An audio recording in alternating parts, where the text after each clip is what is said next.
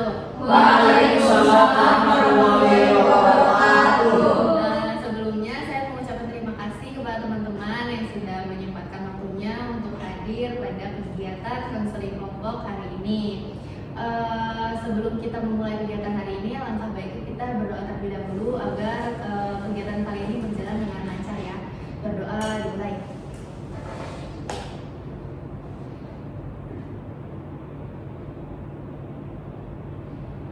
Berdoa selesai. Oke, sebelumnya teman-teman semua di sini udah pada saling kenal atau belum? Belum. Mungkin untuk lebih mempermudah dan memperlancar kegiatan kali ini, kita kenalan dulu kali ya, biar lebih enak. Di sini saya mau nanti bakal ada sesi kayak game kecil-kecilan untuk melatih konsentrasi kalian. Apakah kalian udah fokus atau belum? Jadi saya mau perkenalan kali ini, setelah kalian menyebutkan nama, kalian sebutkan apa ya, tempat yang pengen kalian kunjungin. Oke. Dimulai dari saya Nur Hasanah, saya ingin mengunjungi Aris. Saya Zafar Musfi, saya ingin mengunjungi Korea. Saya Hamimah, saya ingin mengunjungi UK. Saya Mawar, saya ingin mengunjungi Curug. Saya Cika, saya ingin mengunjungi Kapadokia. Saya Nur Sakim, ingin mengunjungi Mekah. Saya Zahra, saya ingin mengunjungi Swiss. Saya Sumati ingin mengunjungi Polisi. Saya Aca, saya ingin mengunjungi Depok. Oke.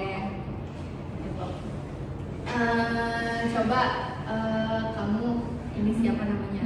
Risma. Ini nih sebenarnya. Iya. Ya, dia mau kemana tadi? Swiss. Oke. Risma, ini namanya siapa? Cika, Mau kemana tadi? Kapadokia.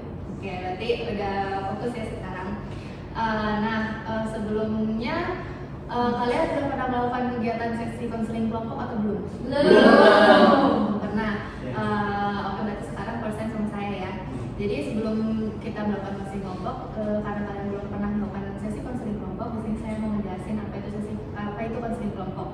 Konseling kelompok itu suatu layanan bantuan yang diberikan oleh konselor dengan memanfaatkan dinamika kelompok untuk mencapai atau mengatasi masalah dari anggota kelompok tersebut. Tujuan dari konseling kelompok kali ini adalah untuk melatih emosi kalian, terus juga melatih komunikasi kalian, terus ini melatih skill komunikasi kalian antar sesama teman ya. Terus habis itu fungsi dari konseling kelompok itu ada dua. Yang pertama itu fungsi kuratif dan yang kedua itu fungsi preventif. Apa sih fungsi kuratif itu? Fungsi kuratif itu adalah fungsi di mana nantinya dari konseling kelompok ini kita bisa membantu permasalahan dari anggota-anggota kelompok yang ada di sini gitu. Terus kalau misalnya fungsi preventif itu maksudnya adalah suatu fungsi pencegahan di mana sekiranya misalnya hari ini permasalahan yang dibahas itu permasalahan dari Mawar. Misalnya Vira atau Risma atau Aca gitu punya permasalahan yang sama nih, mirip-mirip kayak Mawar, kalian bertiga udah bisa menemukan solusi untuk mencegah agar tidak terjadi hal-hal seperti itu gitu tuh. Sampai di sini ada yang mau ditanyain? Cukup. Oke. Nah, dari konseling kelompok itu memanfaatkan dinamika kelompok. Nah, saya mau sebelum kita memulai saya harap handphone, buku atau semacamnya yang bakal mendistract kalian dalam sesi kali ini tolong disimpan dulu dengan rapi biar dinamikanya berjalan dengan baik. Nah, di dalam konseling kelompok ini kita memiliki beberapa asas yang harus kita pegang. Yang paling utama itu asas kerahasiaan, di mana nanti teman-teman semua, misalnya ada salah satu anggota yang ada di sini menceritakan masalahnya, tolong dijaga rahasianya dengan baik, jangan disebarluaskan agar kedepannya jika ada sesi konseling lagi, teman-teman semua bisa percaya dan lebih terbuka lagi gitu ya. Nah, sebelum itu agar meyakinkan kalian dan agar kalian itu bisa leluasa bercerita, kita akan mengucapkan ikrar. Nanti ulangi apa yang saya ucapkan ya.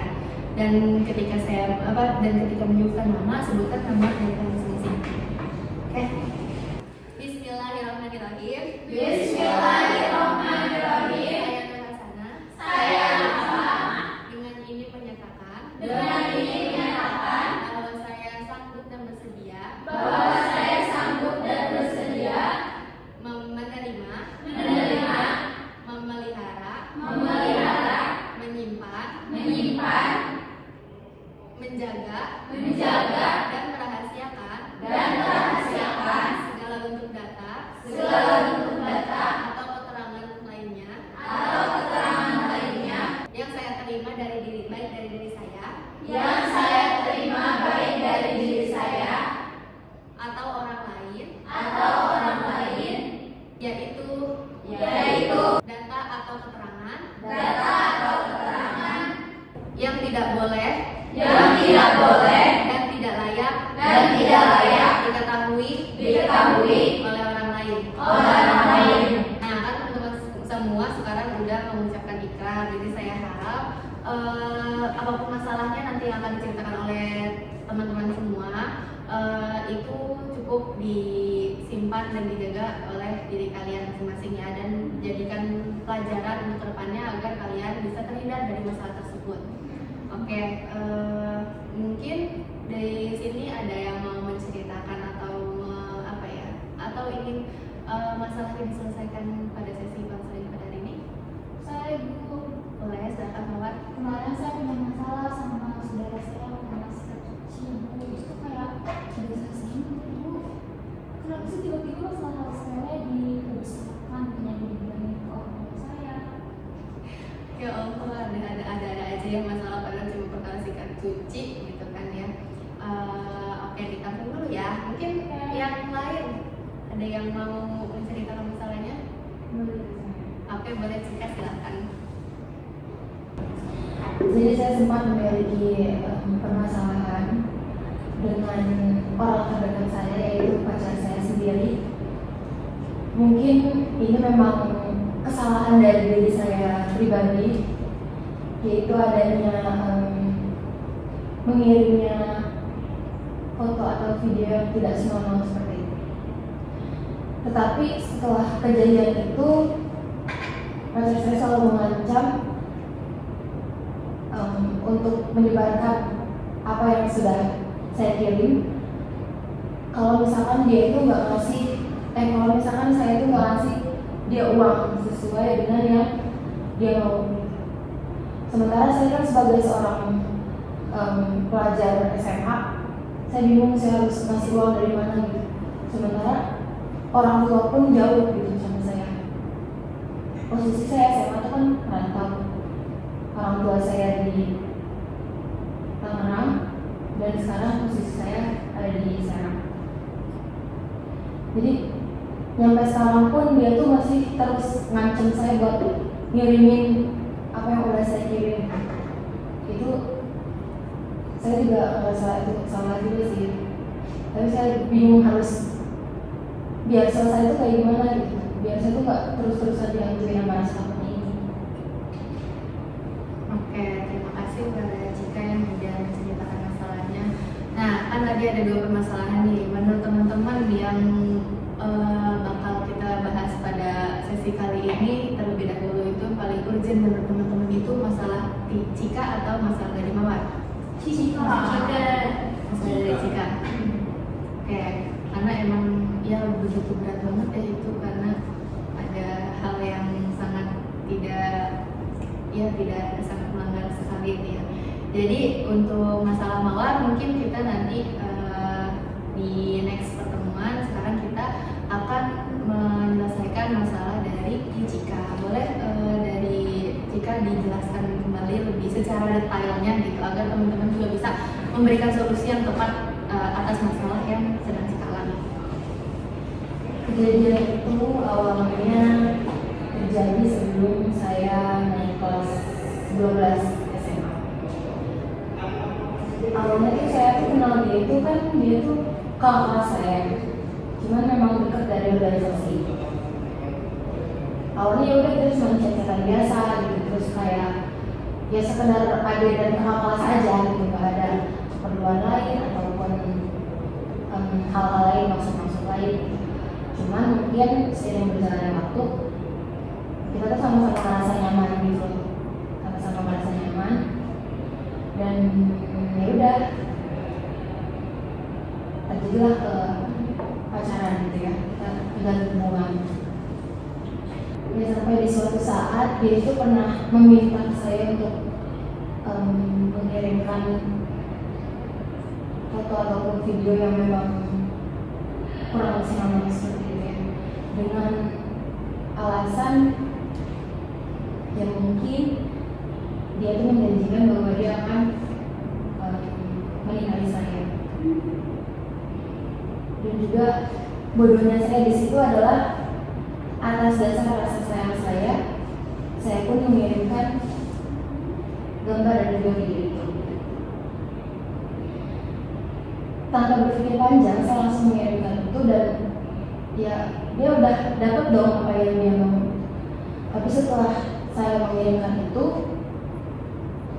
saya sadar gitu, kok saya tuh bisa ngirimin ini ya, apa yang nggak seharusnya saya kirim ke orang, tapi orang lain tuh mudah buat ngerti itu. Di situ saya langsung merasa bersalah banget dan saya nggak tahu harus ngomong apa lagi, nggak tahu mau cerita ke siapapun juga.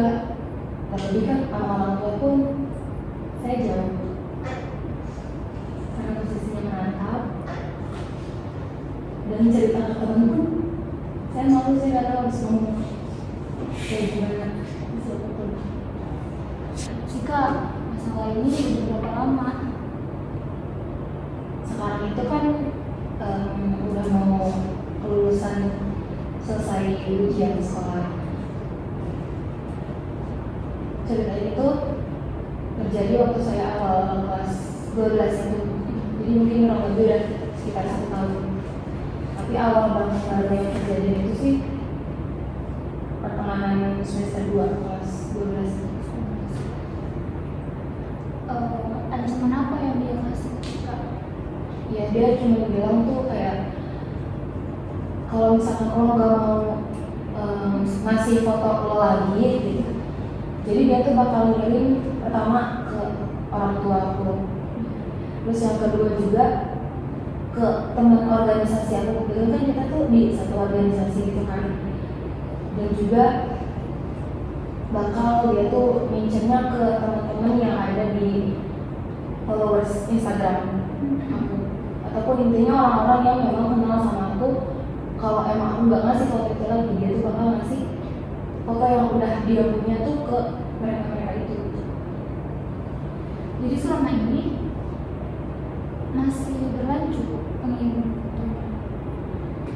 Aku tuh selalu nolak, cuman karena diri aku merasa Sorry, kira-kira kamu udah terhitung berapa kali ngirim foto kayak gitu? kalau ke sekarang sih, karena waktu itu aku sempat ngasih beberapa kali penolakan, mungkin sekitar 4 atau 5 kali. Terus saat ini hal yang bisa kamu lakukan atau yang pernah kamu lakukan untuk menanggulangi masalah ini? Waktu itu saya pernah bercerita sama teman saya yang kebetulan dia juga udah mahasiswi gitu, jadi dia lulus dari sekolah itu, dia kakak kelas saya. Dia tuh ngasih saran gitu ke saya buat coba menceritakan kejadian ini sama orang tua saya. Cuman kan saya gak mau, kisah kayak gini gak mungkin saya ceritain ke orang tua saya. Saya kepikiran kalau misalkan gimana mereka pasti bakal marah ke saya, terus juga sekecewa apa sama saya. Saya nggak siap buat nanggung itu semua. Jadi belum ada yang dilakuin, baru cerita ke teman gitu. Saya baru, ya itu cuma sekedar cerita ke teman. Teman juga udah pernah nyaranin buat cerita ke nyoba ke psikolog ataupun psikiater, tapi saya belum ngelakuin hal itu sih. Untuk saat ini hubungan sama pacarnya masih punya hubungan, masih menjalin hubungan. Masih. Terkadang gini loh, jadi ada posisinya dia tuh kalau misalkan kayak lagi mau minta foto itu, dia tuh terus maksa gitu. Cuma nanti kalau misalkan emang dia lagi bersikap kayak biasanya, ya udah, gitu. Nggak ada hal dari konteks yang video atau foto kemarin dibahas tuh nggak ada gitu. Cuma yang kayak layaknya orang pacaran biasa aja gitu. Nggak nyampe dia yang terus-terusan berkali-kali itu enggak. Cuman ya itu pemaksaannya itu yang bikin saya selalu merasa aku gitu. Katanya kan tadi ini kakak kelas ya. Kakak kelas berarti udah lulus ya. Udah. Organisasinya masih jalan dia, masih apa udah enggak? Kalau di sekolah. Kalau di sekolah sih, kalau emang udah lulus, berarti organisasi dia itu udah selesai itu sama hidupnya, jadi mau udah gak ada ikatan lagi. Cuman karena sebelumnya itu dia itu ketua organisasi, ya. Jadi dia kan pasti punya relasi yang banyak dan juga masih di lingkungan saya juga gitu. Dalam seminggu berapa kali ketemuannya? Hampir setiap hari. Hampir setiap hari. Dan itu tuh ngelakuin kontak fisik gak sih? Kalau kontak fisik itu lebih kayak biasanya aja sih, kayak ya udah bener-bener kayak normal, pacaran normal biasa aja gitu, nggak yang hal dari Iya. Dia gak ada colek-colek kemana pun. Terus sekarang kamu masih sayang gak sama dia? Kalau dibilang masalah sih kak,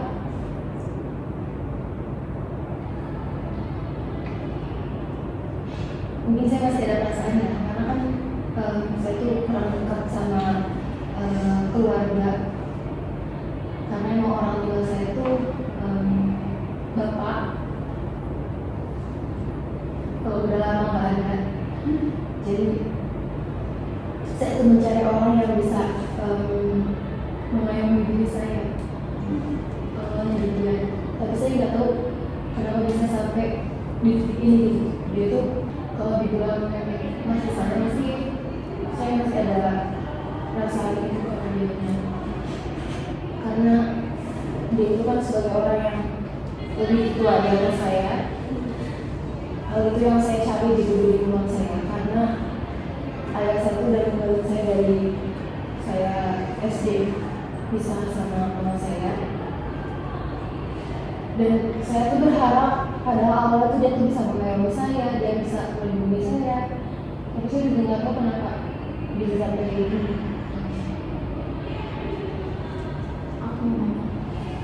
Apa sih yang bisa kamu percaya dari cowok itu bahwa dia bisa mengayomi kamu, jaga kamu?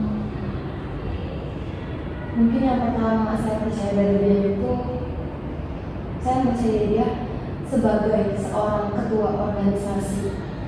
Pasti kan dia bisa mengayomi banyak orang, terus dia juga kelihatannya care dan juga sebagai pendengar yang baik.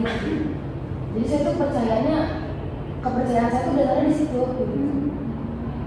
Dan saya tuh ngerasa, oh mungkin ini kan orang lain gitu, apalagi kalau misalkan saya jadi pacarnya, pasti saya bakal lebih diperhatiin gini. Itu awalnya yang saya pikir. Tapi ternyata gimana? Tapi ternyata ya walaupun awalnya dia pun ngasih hal itu ke saya, dia mengayomi saya, dia menjaga saya, bahkan mungkin sampai detik ini pun.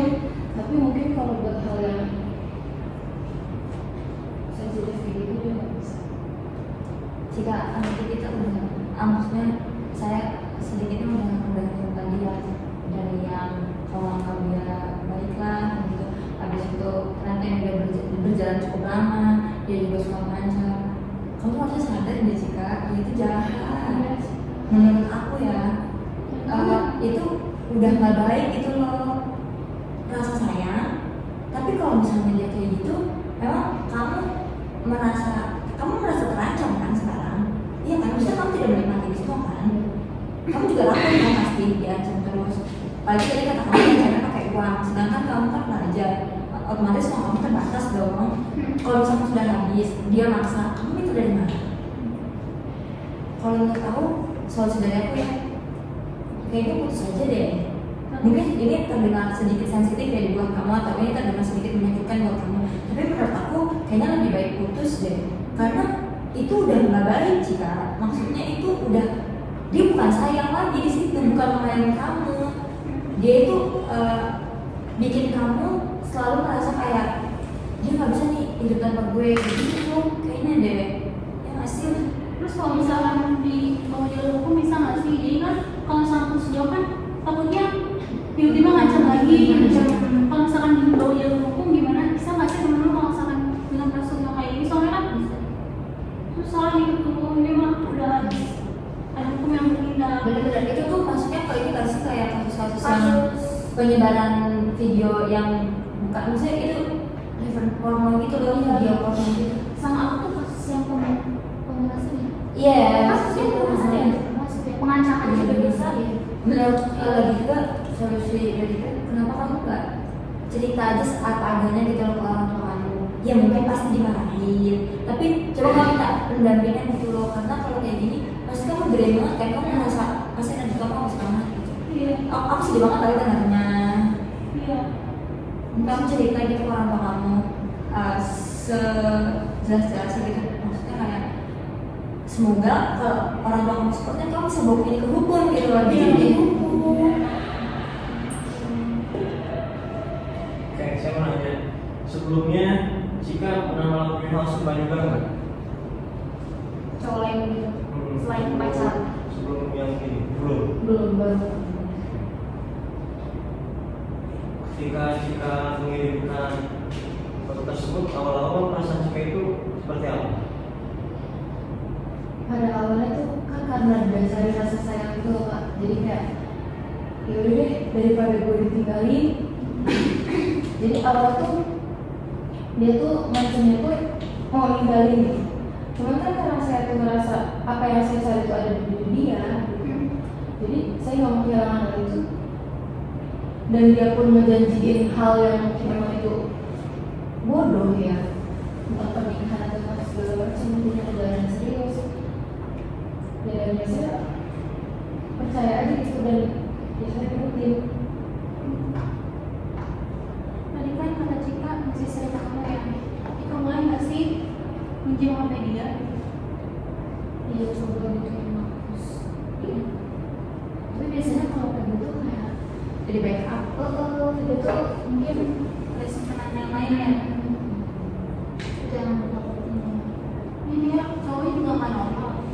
Kayak udah masuk box gitu ya, pokoknya. Sebelumnya Cika pernah lihat HP-nya nggak? Kalau misalnya benar-benar foto yang Cika sendiri itu benar-benar di HP-nya pernah nggak?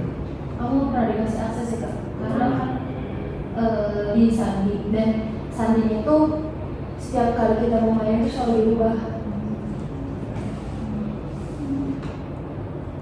Tapi menurut kamu foto atau video yang kamu kirim ke dia itu disebar ke online atau selalu cuma dia feeling kamu dari kamu aja? Kalau feeling aku sejauh ini mungkin itu cuma buat jadi bahan konsumsi dia sendiri ya. Tapi kalau menurut saya, apa ya, karena ini kasusnya masalahnya itu cukup besar juga ya. Menurut saya Cika juga harus telah lebih jauh juga gitu kan. Maksudnya kalau semisalnya video atau foto itu bisa tersebar gitu ya secara luas, meskipun di dalam grup private gitu ya, privasi gitu ya, Cika harus tahu juga gitu, karena banyak itu kan oknum-oknum di luar sana yang memang memperjualbelikan foto ataupun video yang seperti itu gitu. Hanya karena uang saya.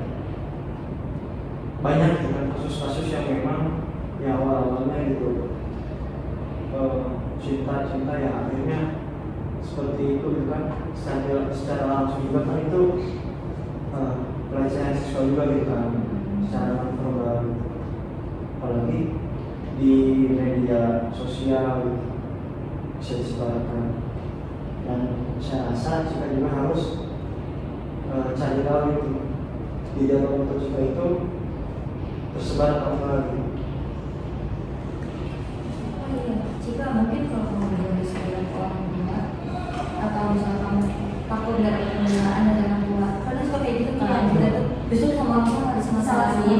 Coba biasanya bukan di sekolah itu suka ada guru BK atau guru BK perempuan biasanya gitu. Itu tuh kita jadi ruang pengambilan aja. Dan jika minta pembelaan dulu gitu loh di sana kan, baru nanti guru BK itu ngomong secara kekeluargaan ke orang tua Cika.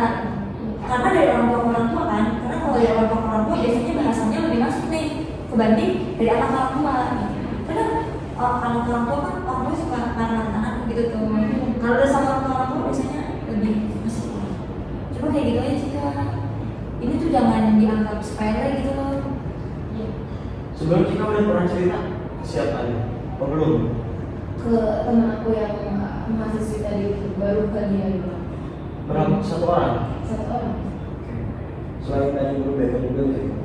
Mungkin kalau nanti ketika Cika berbicara dengan orang tua, teman Cika juga yang pernah Cika bilang gitu ya, maksudnya Cika ngobrol sebenarnya nyampein bahwa seperti ini, ya dia juga sampaikan, maksudnya hadirkan sebagai saksi dan sebagai penguat juga bahwa yang dalam Cika itu benar loh, bukan Cika yang melakukannya, tapi karena silaturahmi itu. Tapi Cika juga harus berhati-hati sama teman Cika juga, entah dia sudah berbicara ke orang lain juga ataupun belum, yang jelas ini harus disegerakan karena semakin cepat ya semakin baik permasalahan ini selesai. Oke, kan tadi udah banyak banget nih solusi-solusi dari teman-teman yang cukup bagus gitu kan buat masalah Cika ini. Nah, menurut Cika sendiri, solusi apa yang bakal Cika ambil buat menyelesaikan masalah Cika yang sekarang ini? Kalau misalnya udah ada, boleh Cika paparkan. Mungkin tadi mengikuti saran dari Kak Mama dan teman-teman semua. Langkah pertama itu karena saya posisinya juga masih di lingkungan sekolah, saya bakalan melimpahin ke guru BK biar komunikasinya itu antara guru BK dan orang tua saya. Karena saya nggak mau langsung guru BK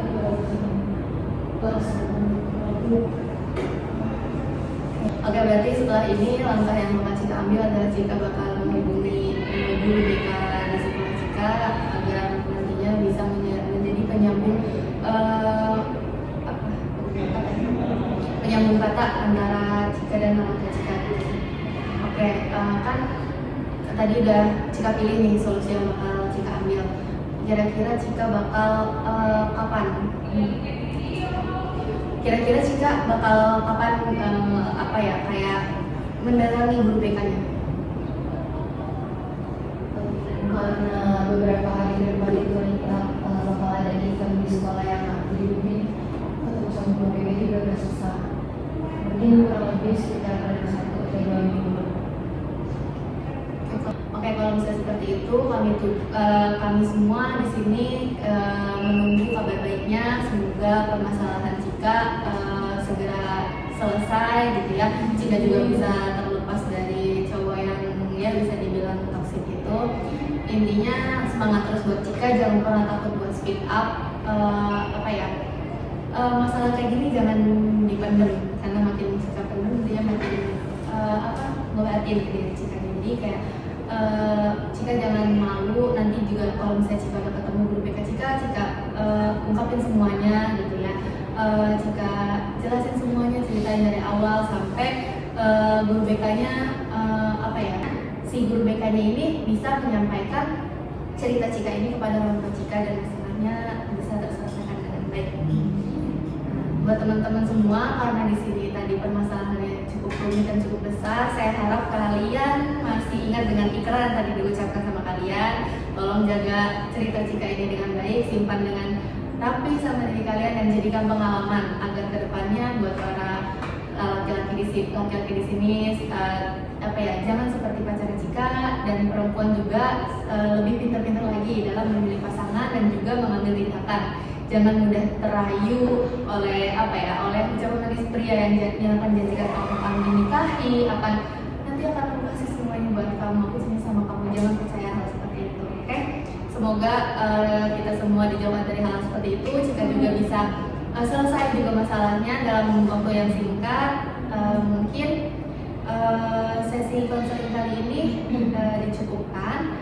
Oh iya, tadi ada Mawar ya, berarti minggu depan ya kita ingin lagi buat masalah yang Mawar, atau mungkin dari teman-teman yang ada masalah baru boleh nanti di minggu depan kita bahas lagi ya. Oke, mungkin cukup sekian sesi konseling pada kali ini. Semangat terus buat Cika, buat semuanya, sehat selalu, dan assalamualaikum warahmatullahi wabarakatuh. Waalaikumsalam.